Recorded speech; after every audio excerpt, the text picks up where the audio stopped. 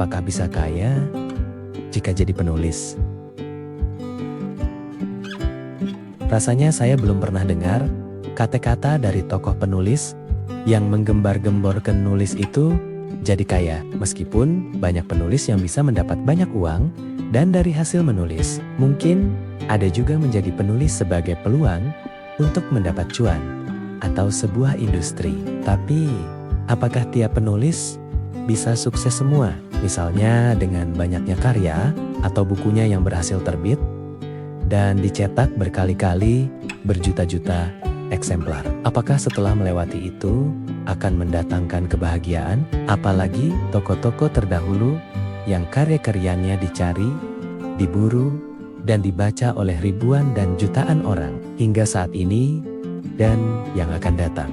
Menurut saya, mungkin terlalu rendah bila kita menulis atau berprofesi sebagai penulis hanya berharap dapat uang. Ya, memang tidak munafik, siapakah yang tidak butuh uang? Tapi coba pikirkan kembali bahwa menulis itu lebih dari sekedar mencari uang, cari kekayaan, atau popularitas. Bagaimana untuk sampai pada pandangan yang lebih tinggi levelnya atau kedudukannya? Karena kata Pramudia Anantatur, menulis adalah bekerja untuk keabadian.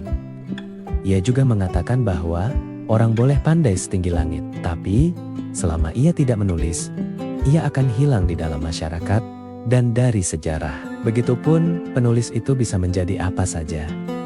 Seperti kita memiliki sebuah pisau.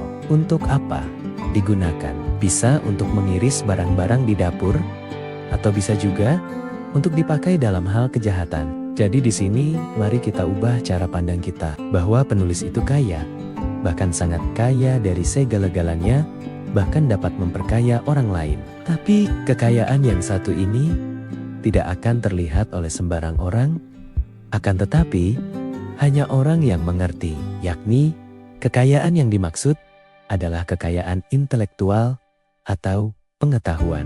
Meskipun orang yang menulis itu telah wafat, tetapi masih bisa dirasakan kehadirannya, keberkahannya, dan kebermanfaatannya saat karyanya dibaca oleh banyak orang. Belum lagi bahwa buku itu bisa diwariskan bukan hanya berupa gedung mewah, berlian, mobil, dan sebagainya. Bagi kita pecinta buku, mendapat kado atau warisan sebuah buku adalah kehormatan dan kebahagiaan yang tak terhingga. Seperti saya saat membereskan rak buku. Tak sengaja saya melihat salah satu buku dari seorang teman. Bukunya masih utuh, tetapi ternyata justru teman saya tadi telah wafat. Tapi di sini saya masih bisa menyimpannya, membacanya, bahkan saya dapat berikan atau diwariskan ke orang lain jika saya mau. Ini menandakan bahwa buku adalah barang yang absolut. Begitu juga penulisnya. Pada dasarnya setiap usaha itu tidak mungkin yujik-yujik langsung sukses, termasuk merintis atau menekuni profesi penulis. Contoh lain, banyak orang tergiur ingin menjadi YouTuber, vlogger, TikTok, selebgram, dan seterusnya karena penghasilannya yang besar. Tapi perlu disadari bahwa tidak semua orang yang mencobanya berhasil, justru banyak yang sukses. Juga banyak yang hanya mendapatkan tangan hampa, alias sung.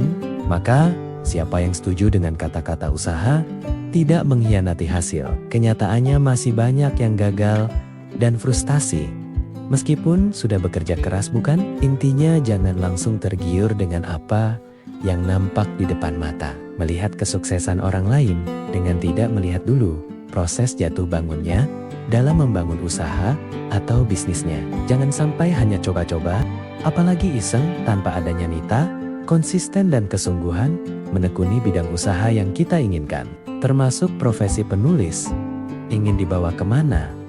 Ingin menjadi seperti apa? Alangkah bijaknya kalau menjadi penulis dengan tujuan untuk mencerdaskan dan mengembangkan pengetahuan, sehingga bisa memberi sejuta manfaat. Tadi sudah saya bahas sebelumnya, selain penulis itu sangat kaya dan bisa memperkaya orang lain, karena sungguh penulis itu sangat dermawan. Segala daya upaya dan pengetahuan yang dimiliki rela dibagi, yang dibagi pada siapapun tanpa pandang bulu. Setiap apa yang dibagi lewat tulisan atau buku, karena penulis sebagai lintas profesi. Siapapun diri kita, baik sebagai orang kecil atau orang besar, baik ibu rumah tangga, seorang suami atau istri, seorang anak, baik itu kita orang muda ataupun orang yang sudah tua, itu bisa menjadi penulis.